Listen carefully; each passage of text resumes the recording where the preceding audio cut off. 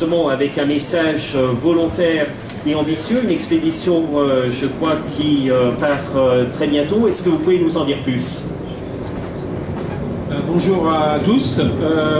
Pour vous présenter l'action de l'association de Sea Cleaners, tout d'abord un constat.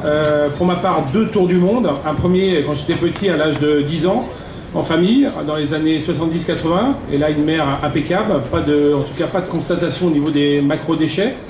Et puis, 35 ans plus tard, un autre tour du monde avec un Hobby Cat pendant 250 jours. Et là, je navigue à ras de l'eau pendant une année complète. Et dans toute la zone indonésienne, Sri Lanka, Maldives, mer Rouge, assez scandalisé par le constat que j'ai pu faire. Là, c'est vraiment des macro-déchets que j'ai pu constater, de 10 cm à 1 mètre de grandeur, des ghost nets, des filets de pêche, des frigos, des amas de boules de pêcheurs. Et quand on est revenu à terre, quand je suis revenu, on a constitué l'association de Sea Cleaners, et là on s'est dit il y a quelque chose à faire. Comme vous le savez, la plupart des déchets rejetés à la mer, pour la plupart, très peu finissent sur les côtes, la plupart finissent par couler ou finissent dans les gyres océaniques, et là ça devient très difficile de les récupérer.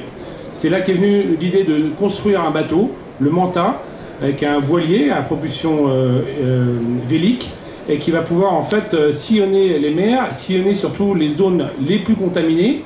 Donc l'idée de ce grand bateau océanique qui va faire 60 mètres de long et surtout 72 mètres de large, avec un râteau à l'arrière du bateau qui va jusqu'à 1,50 m de profondeur et qui pourra à faible allure ramasser les déchets plastiques qui sont en surface.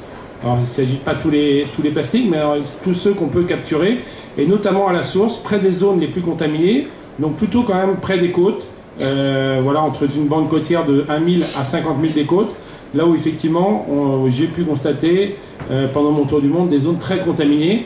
Et là on a le retour aussi de plein d'expéditions qui vont être capables de nous localiser ces déchets. Donc ce bateau va être mis à l'eau très rapidement, dès 2020, dès 2021, et on compte ramasser à peu près par campagne 600 m3 de plastique, qu'on pourra à peu près 100 tonnes, quoi, qu'on pourra ramener donc à terre. Et là, on espère travailler dur dans les prochaines années pour établir des partenariats avec les industries locales pour espérer que l'économie circulaire puisse faire fonctionner le plastique derrière. Voilà un petit peu la présentation de ce bateau. On n'a pas beaucoup de temps. Je ne sais pas si vous voulez un complément. C'était déjà à la fois quelque chose de très clair, une proposition de solution concrète qui nous permet d'être dans la dynamique. On sort le plastique de l'océan. Vous avez été très pudique et vous ne nous avez pas dit de quoi vous avez besoin, mais ça n'est pas tabou également de le dire. Non, non, tout à fait. On va travailler sur le partenariat et le financement. On a 3 ans pour le trouver. On a déjà réuni 20% du financement pour nous. C'est déjà exceptionnel en seulement quelques mois. Et on va réunir évidemment des mécènes pour ce premier bateau. L'idée c'est de montrer avec l'appui des mécènes que l'efficacité du bateau, donc une fois qu'il aura navigué, une fois qu'il aura été un peu sillonné sur toutes les mers du monde, la Méditerranée, les côtes asiatiques et autres, là on pourra effectivement montrer à la communauté internationale les bienfaits d'un tel bateau. Et évidemment il faudrait que dans le futur il y ait une centaine de bateaux comme ça qui soient positionnés sur toutes les mers du globe.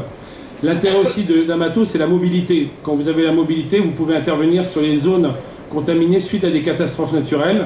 Donc, vous le savez, un tsunami, une inondation, une tempête rejette très rapidement des plastiques de manière très concentrée.